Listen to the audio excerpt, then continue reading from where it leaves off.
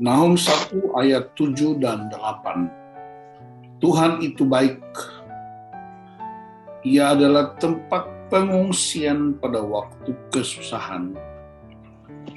Ia mengenal orang-orang yang berlindung kepadanya dan menyeberangkan mereka pada waktu banjir. Ia menghabisi sama sekali orang-orang yang bangkit melawan dia, dan musuhnya dihalaunya ke dalam kegelapan. Kalau kita ikuti perkembangan dunia, baik di luar negeri, kita mendengar yang namanya pengungsi. Tapi juga di Indonesia juga pernah terjadi pengungsi. Nah, kata pengungsi itu selalu berhubungan dengan sesuatu bencana atau malapetaka. Orang mengungsi karena ada perang saudara, mengungsi karena perang antar bangsa, orang mengungsi juga karena bencana alam, orang mengungsi juga karena ketidakamanan. Di beberapa negara di dunia, di Indonesia pernah terjadi pengungsian juga karena ada perang atau pemberontakan. Tetapi kalau kita ikuti baik-baik, sebenarnya ada nggak tempat aman di dunia ini? Orang bilang di pantai aman, ternyata ada ancaman tsunami. Lari ke gunung katanya aman, ternyata ada ancaman gunung meletus. Lari ke kota, gedung-gedung, ada juga ancaman gempa bumi.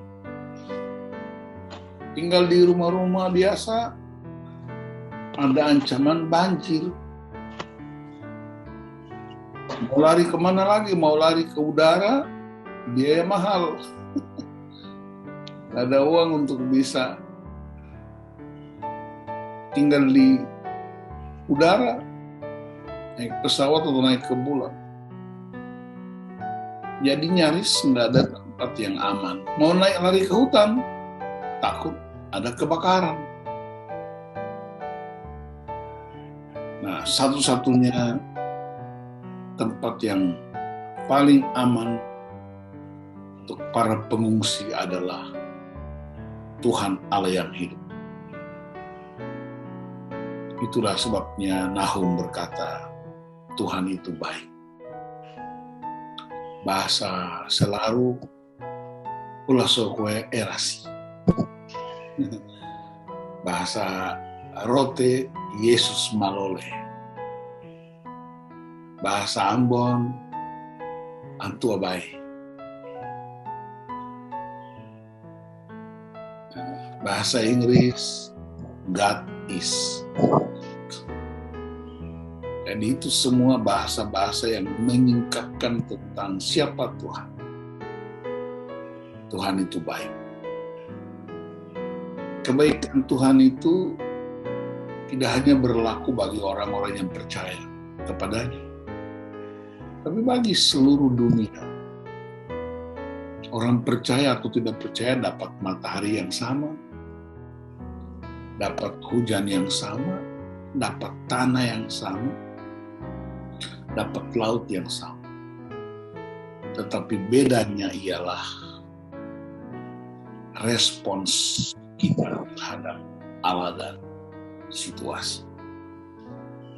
Karena itu dalam keadaan yang sekarang pun tidak ada alasan untuk kita menolak bahwa Tuhan itu baik.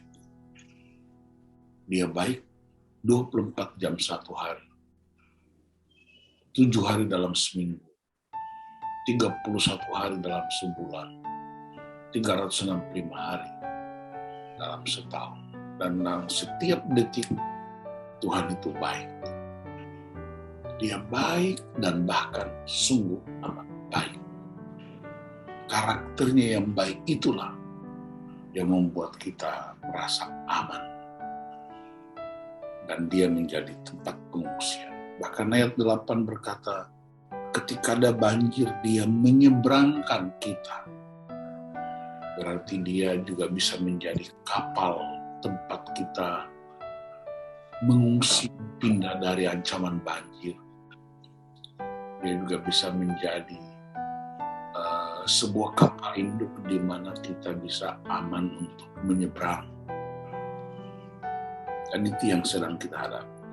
Bahkan kalaupun ada orang-orang yang jahat memanfaatkan semua situasi yang buruk, ayat 8 berkata, Tuhan menghabisi sama sekali orang-orang yang bangkit melawan dia.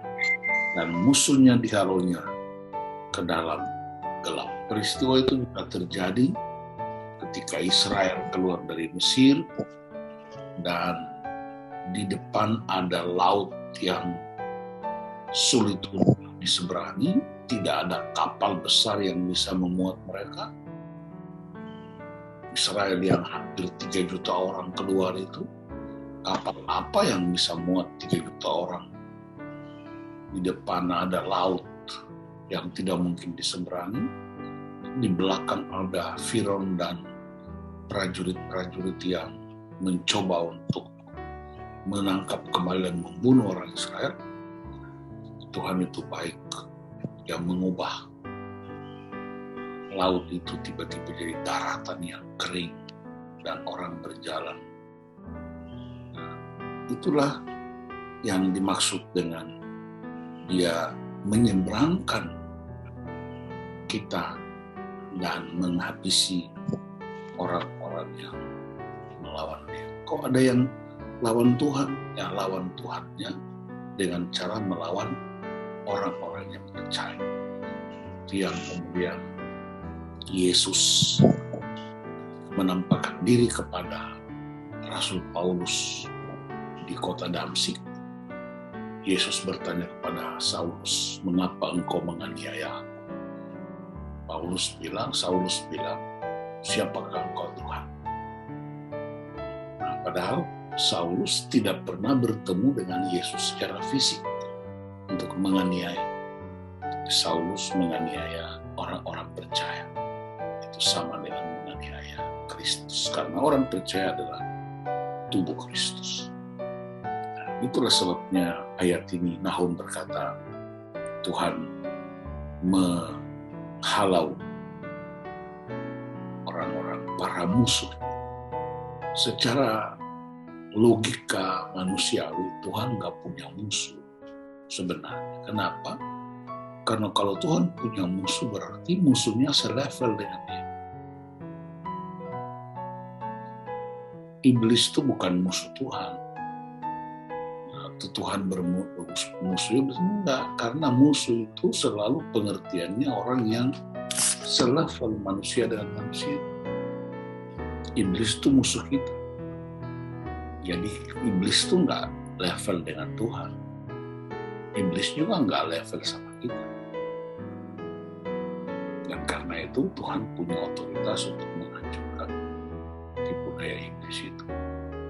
Nah, karena itu dalam masa-masa yang sedang kita hadapi, kita bersyukur kepada Tuhan, bukan semata-mata karena COVID melandai di berbagai tempat, termasuk di kota kita, tetapi kita bersyukur karena Tuhan beri kita kekuatan, tempat pengungsian, tempat perlindungan, sehingga kita bisa kuat bersama keluarga untuk menyeberangi laut yang dalam itu, menyeberangi padang gurun yang hebat, menyeberangi pandemi.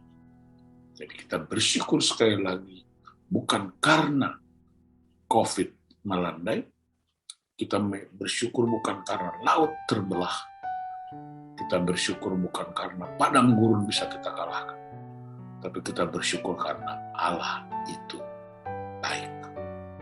Dia baik dan sangat baik dan sungguh amat baik. Bahkan melalui problem pun Tuhan itu baik. Kenapa?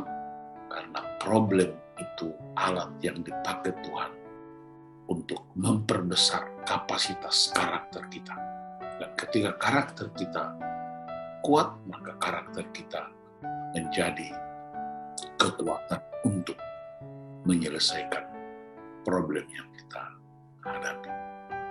Tuhan Yesus membuktikan itu tidak hanya buat kita, tapi bagi dunia. Tuhan Yesus memberkati. Kita berdoa dengan firman Tuhan. Bapa, terima kasih, Engkau baik. Engkau baik. Baik dalam hidup kami, keluarga kami, pekerjaan pelayanan kami. Setiap hari.